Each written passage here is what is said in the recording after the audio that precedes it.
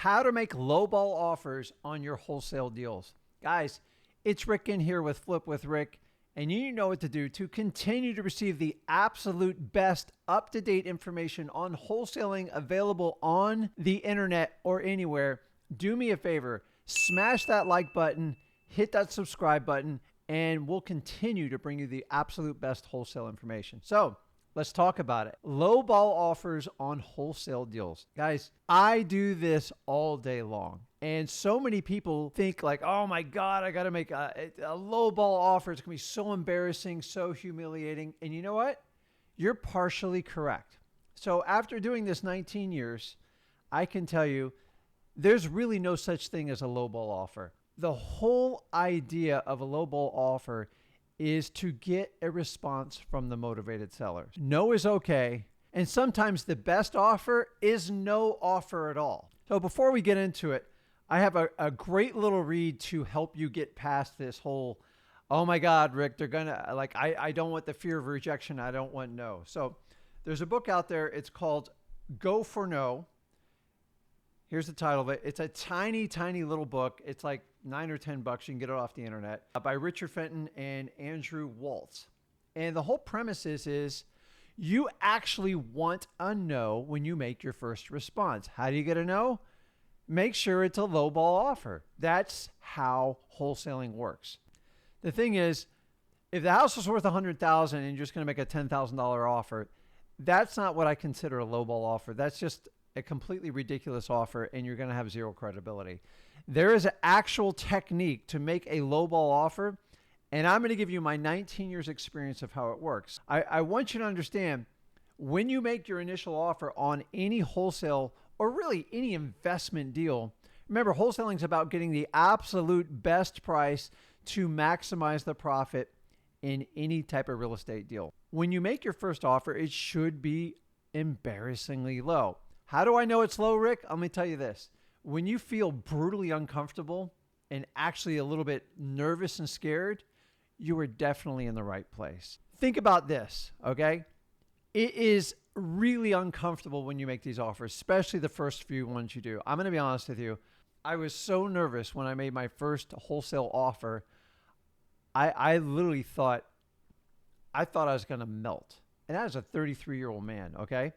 Now, I want you to understand, if you think that's an uncomfortable feeling, let me give you an example of if you do not make a lowball offer. Say you make an offer on a property. Say you offer somebody $80,000 on a property, and your first offer, you offer $80,000, and then they go, yes, I'll take it.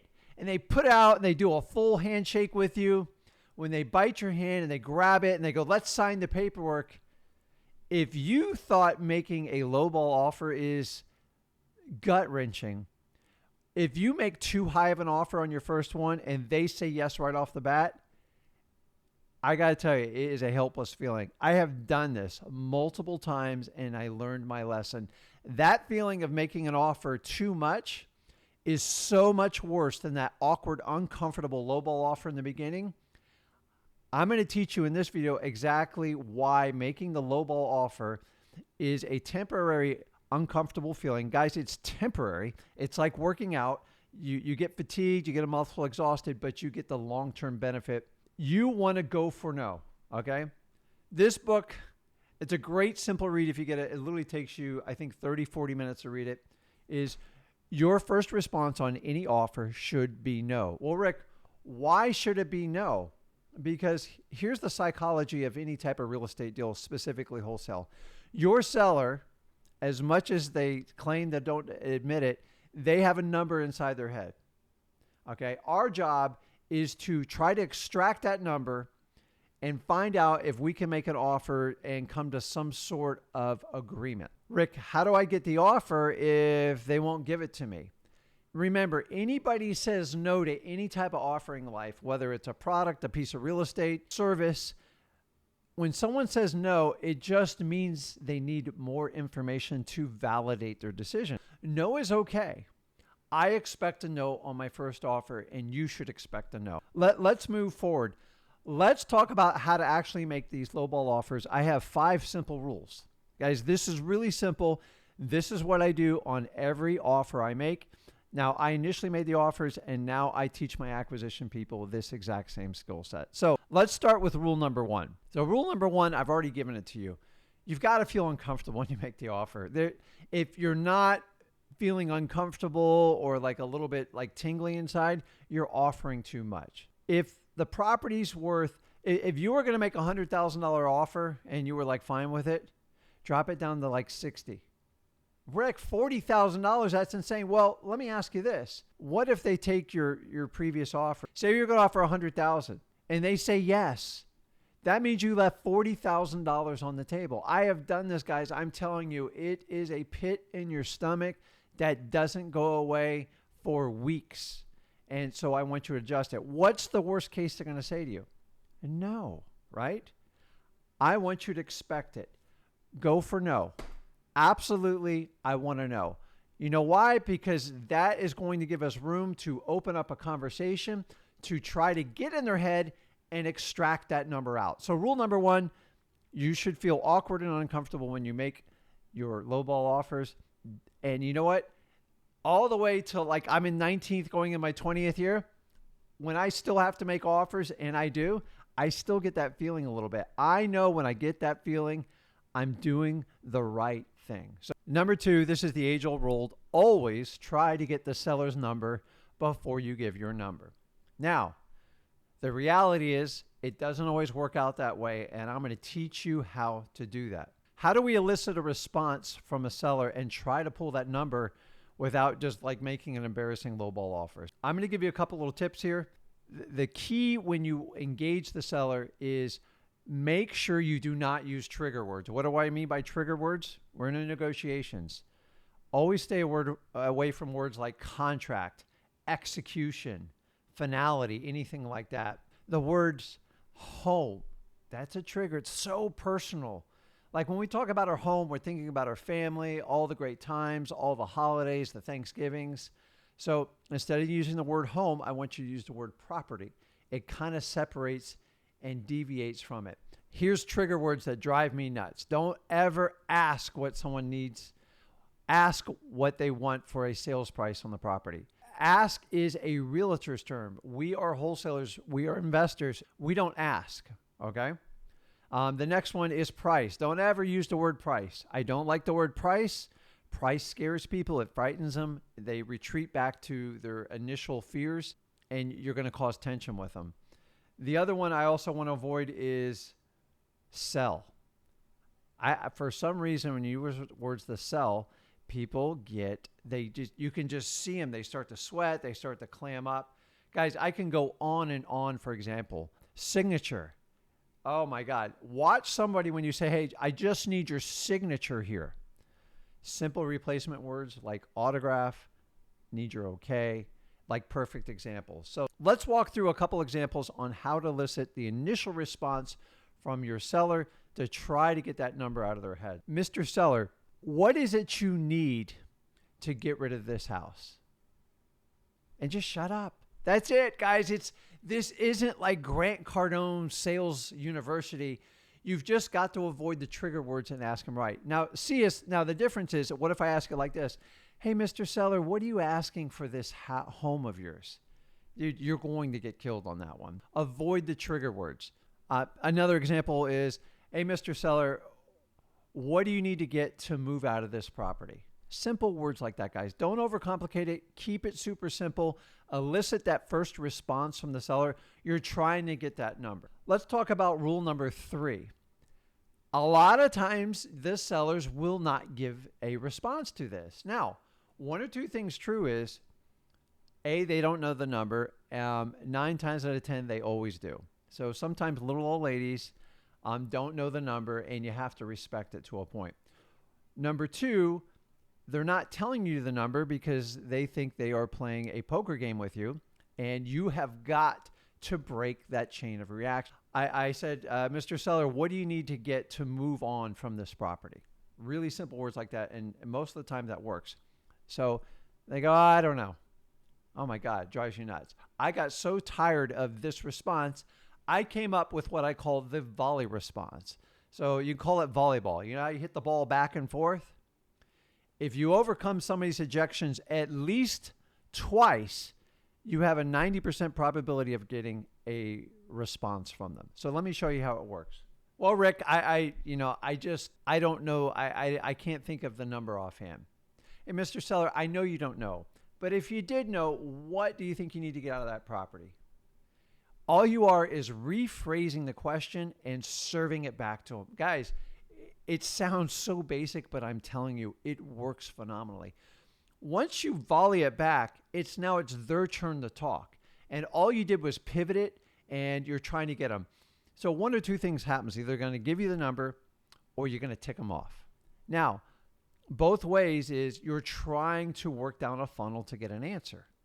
So obviously, if we can get an answer from them first, it's much easier for us to work. And by the way, the first number they give out to me, that's just my starting and range point. It is never what my offer is going to be. Mr. Seller, I know you don't know, but if you did know, what do you think that number would be? So what you're doing is giving them permission. I call it the volley. Okay? That's number one. They're going to come back. Rick, honestly, I don't know. I mean, I've already told you I don't know. So now you need to come back the third time. The third time usually seals the deal. Okay? You cannot ask the same question twice. So here's how you're going to go back to them. Mr. Seller, listen, I get it. I know you don't know exactly what the number is, but can you give me a ballpark? Just give me a range of what you think it is, and let's see what it'd take to get rid of this property. And shut up. It's really that simple. So I asked the initial question, very simply, avoid the trigger words. The second one, I'm going to use the volley approach. I know you don't know, but if you did know, what do you think that number would be?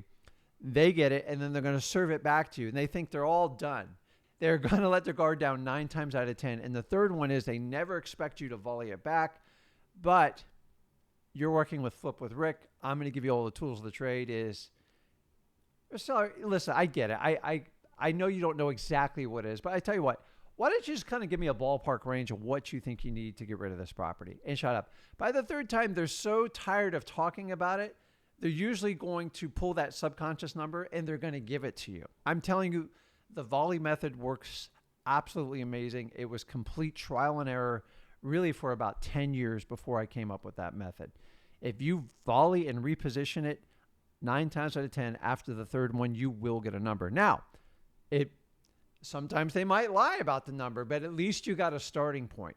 If they give you a pie in the sky ridiculous number, ask them to defend it nicely. How'd you come up with that number? And it's just simple things like that. It's really great when a motivated seller just says, listen, Rick, I got to get 50,000. Like, that's it. Like, there's no more playing. That's what I need. Now you're close to closing the deal and you can kind of move forward with it. The next one is they've given us a number, either good or bad. We're going to move on to what we kind of call our trial closes. That's the traditional way, but I like to call them the open-ended closes. And here's how you do it. What you're going to do is take that awkward feeling I taught you in the beginning, and you're now going to interject it into this point, and you're going to use like a third-party reference. Why? Because if you make an offer, it's too low and it's really bad, you can save yourself. This right here is the key to saving any type of lowball offer. And by the way, we never share the word lowball offer with any of our motivated sellers. Let me give you a perfect example of how this is going to work. Mr. Seller, what if, and I'm just saying, like, what if, I get it, we couldn't come to a number. What if, just say I could offer you like $40,000. Is that something you're even open to, or like, should we just forget about it and move on? You're actually putting a guilt trip on the seller, and you're taking that out. People don't like when other people feel awkward. Like, when people are suffering, we want to help them out. When people are struggling getting words out, we want to help them. You're doing the same thing. It's just reverse. It's kind of a reverse psychology. So it's what we call an open-ended trial close, and we're using like what if statements. And you want that awkward pause in there and some just like this ums and buts in there, because you seem like a normal guy. Now, if they go, absolutely not, I'll never do that, I go, well, that's what I thought. Saves you guys right there. Just practice that. Hey, Mr. Seller, I mean, I kind of thought it over. You haven't given me a number. I just like, I don't know. I'm thinking, can you do 40,000? Was call, and I'll get you the cash and move on with the property and just shut up. And they're going to go, well, I tell you what, I could do like 65,000. Well, at least you have now you have a number to work with them. And by the way, when they give me 65, that's my top range. I know I can probably get them down to maybe mid 50s or upper 50s at that point. There's no rhyme or reason. It's so important you have these tools to get your lowball offers accepted. The days of just saying, Mr. Seller, if I paid you all cash and close quickly, what's the least amount you'd take for this property? Guys, I started in 2003 with that. Do not use that phrase today. It does not work. Everybody knows it. Using the open-ended trial closes work phenomenally, okay? Just defer it, feel awkward, throw it out there. If they give you the number, great, you can close right there. If they give you a higher number, at least you have a starting point. Or number 3, if they go, are you absolutely nuts? Go, yeah, I was just playing, I just threw it out there. And then you can counter back to them. What is it you need to move on? And now I don't even talk about price. And we're trying to elicit a response from them. Rule number 5 when making lowball offers is really simple. Okay, guys? Here's the key. You can always offer more. It is always there for you. Okay? So if you're thinking about offering $100,000 on a property, just picking a nice round number, offer 70, offer 60. Some of you brave is 50. The lower the number goes, the more of the rules you have to apply, okay? In a perfect world, we go in, offer 40,000, nobody responds to us, signs a contract. That is not how wholesaling works. You have to work it, okay? And there's techniques to it. That's why we always want you to build up a massive amount of rapport. So when you get to this part, it will flow smoothly. If you don't build rapport, this will not work at all. They'll see your lowball offer coming a mile away. If you offer 40 or 50 by the technique I used with you of that awkward end statement, like, what if, or maybe I was thinking possibly, it gives you an out to do it. Worst case scenario, say you have a buyer in line for that, they'll pay you $100,000 for the property. You can always go up to that number. So why don't you give yourself a shot in the beginning? Guys, let me tell you this. Use these 5 rules. It will make a huge difference in your lowball offers. And you'll stop looking at lowball offers like realtors look at them. A lowball offer that's just presented on a piece of paper and submitted on an email or submitted in person, that's a lowball offer. The technique I'm teaching you here right now will get you the absolute best deal for your wholesaling business and will maximize your profits. I'm telling you guys, 19 years experience. I struggled with this consistency part my first 7 to 10 years. And now when I sit down and train my acquisitions people, go for no, guys, okay? When they say no, they're just looking for more information to validate their decision. That's what you're going to use these 5 rules to use. It's simple. Apply it. Let me know what you think. Do you think making lowball offers by using this technique will help your business? Because I'm telling you, it makes a phenomenal difference. Go for the lowball, go for the no. It's a much better feeling than when they say yes the first time. If you say yes the first time, I guaranteed you overpaid 20 or 30%. So guys, do me a favor. In the comments below, tell me what you think about lowball offers. Tell me if you think you can use this technique or you're using a similar technique to it and what your results are. The goal here, guys, is you need to maximize profit so you can accomplish your why in wholesaling. And the only way you can do it is fight for the best deal. I want you to use these 5 rules to make the absolute best low wholesale offers for your wholesaling business. Guys, do me a favor. Guys, as usual, hit that like button, smash that subscribe button, and go get your lowball offers. Guys, get uncomfortable, get awkward, use these 5 rules. You'll have amazing success in wholesaling your real estate. Guys, this is Rick Ginn with Flip with Rick, and I'll see you in the next video.